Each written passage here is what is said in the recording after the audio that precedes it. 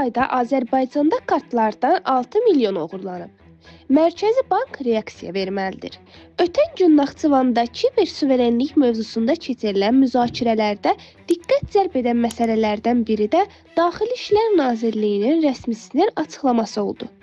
Panel müzakirəsində çıxış edən Daxili İşlər Nazirliyinin İnformasiya və Kiber Təhlükəsizlik şöbəsinin rəisi Hikmət Məmmədov bildirdi ki, son 4 ayda vətəndaşların bank kartlarından 6 milyon manat oğurlanıb. Media TV Azmedia qrupu xəbər verir ki, bu barədə İnformasiya və Kommunikasiya Texnologiyaları üzrə ekspert Osman Gündüz sosial şəbəkə hesabında paylaşım edib. Onun sözlərinə görə, nəzərə alsaq ki, bir çoxları ümumiyyətlə kartlardan oğurluq haqqında rəsmi məlumat vermir. Bu o deməkdir ki, hər ay kartlardan təxminən 2 milyon manat talanır. Əslində bu rəsmi açıqlamadan sonra Mərkəzi Bank dərhal reaksiya verməli, problemə aydınlıq gətirməli idi. Hələ ki isə bunlar müşahidə olunmur. Kütləvi talamalar tam adiləşib. Artıq hər gün gözləyirik ki, Daxili İşlər Nazirliyinin rəsmisi kartlardan nə qədər pul oğurlandığını açıqlayacaq.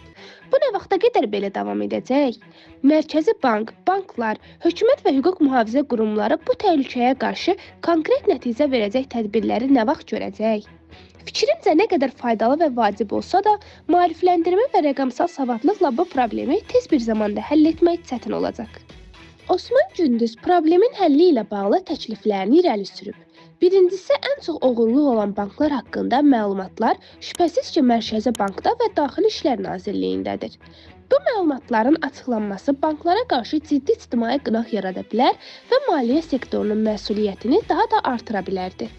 Güman ki, banklar ciddi itkilər verə biləcəyindən Mərkəzi Bank bu tip məlumatları açıqlamayacaq.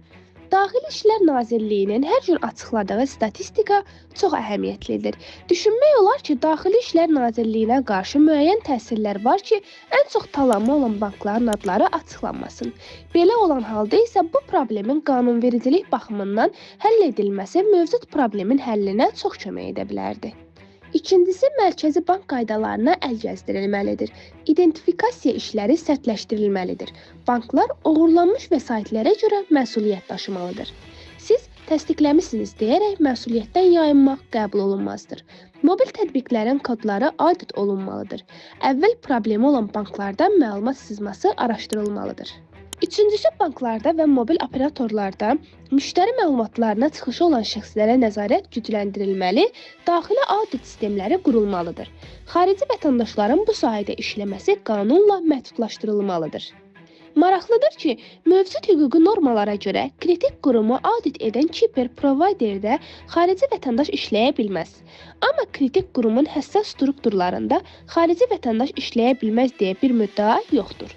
Dördüncüsü, mobil tətbiqlərdə kreditə stop və kartdan oğurluqla bağlı anında məlumat verilməsi üçün sos əlaqə imkanı yaradılmalıdır. Beşincisi isə fərdi məlumatların qorunması haqqında qanun sərtləşdirilməli, bank kartlarından talama ilə bağlı cinayət məsuliyyəti ağırlaşdırılmalı, bankların və operatorların hüquqi məsuliyyəti konkretləşdirilməlidir və s.